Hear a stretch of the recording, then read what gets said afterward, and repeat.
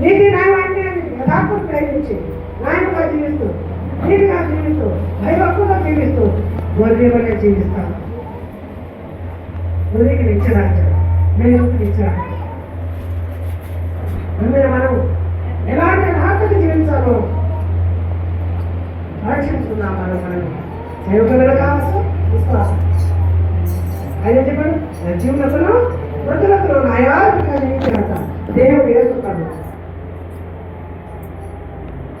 కాబట్టి న్యాయాధిపతిగా దేవుడిని అంటే మన మిత్రులకు న్యాయం చేస్తూ దేవుని స్వార్థం చేస్తూ అనేక రక్షణ మార్గాలు చేస్తూ దేవుని మార్గంలోకి నడిపిస్తాం. సంఘం మనకి మూడవ సంఘం కాదు, నీతి సంఘం, కుటుంబందరి సంఘం. ఈ సంఘంలో అభివృద్ధి ఏ బాధ్యతను తీసుకుంటున్నావో ఈ సంఘం ప్రార్థన చేయాలా, సేవకులకు ప్రార్థన చేయాలి, పాస్టర్లకు